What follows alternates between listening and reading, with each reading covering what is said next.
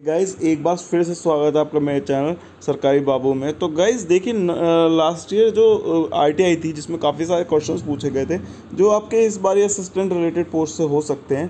तो उन क्वेश्चंस और उनके रिप्लाई आज हम देखेंगे। तो गाइज़ शुरू करते हैं इसे।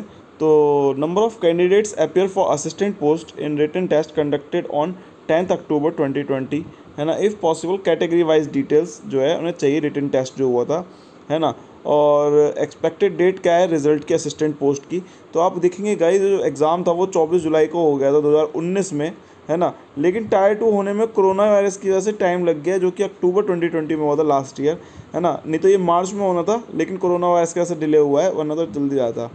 रिज़ल्ट कब तक आ जाएगा। और 34 वैकेंसीज जो हैं असिस्टेंट पोस्ट की इस बार भी 34 ही हैं है ना।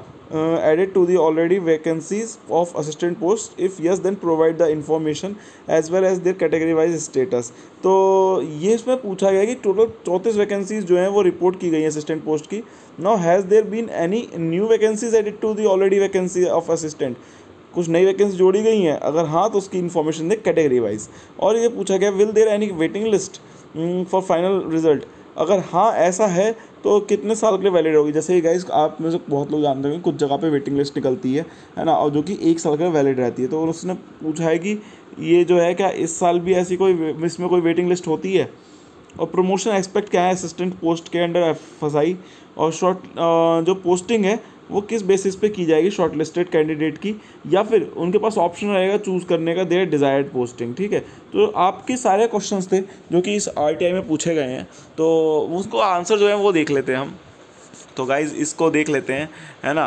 तो ये जो क्वेश्चन पूछा गया ये मोहनलाल मीना जी हैं, इन्होंने पूछा है ना। तो इसका रिप्लाई आया है 13 नवंबर 2020 को आया है, जिसका उन्होंने पॉइंट वाइज दिया है इसका आंसर है ना। तो उन्होंने कहा है कि पहला जो क्वेश्चन है इन्फॉर्मेशन शॉर्ट वो नॉट अवेलेबल विद CPI। पहला क्वेश्चन क्या था, तो पहला क्वेश्चन जो था पहला क्वेश्चन अगर आप देखेंगे तो पहला क्वेश्चन था number of candidates appeared for assistant post. ठीक है, तो कैटेगरी वाइज की कोई इन्फॉर्मेशन उनके पास नहीं है। ठीक है, दूसरा question expected date for result of assistant post. तो उसका आंसर दिया है कि रिजल्ट ऑफ पोस्ट एडवर्टाइज्ड ये 2009 में जो 2019 की जो एडवर्टाइज हुई थी वो प्रोसेस में और अपलोड कर जाएगा ड्यू कोर्स में। ठीक है, और फिर इसका पूछा है कि कोई नई वैकेंसी नहीं ऐड हुई है। जो पूछा है 34 वैकेंसी की 34 वैकेंसी है। The present recruitment is only for 34 post, कोई ऐड नहीं की गई है। फिर आगे क्वेश्चन जो था नो, इसका आंसर दिया है no such information is in record. ठीक है, तो इसमें पूछा गया है कि will there be any waiting list. तो उसमें कहा है कि ऐसा कुछ भी नहीं है इनके पास प्रोसेस में।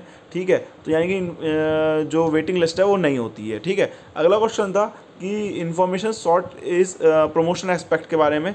तो इन्होंने बता दिया कि आप जो है रिक्रूटमेंट रूल्स पढ़ लो 2018 के, उसमें सब कुछ लिखा हुआ है। ठीक है, फिर पूछा है कि पोस्टिंग के जो बेस पर क्वेश्चन था पोस्टिंग किस आधार पर की जाएगी।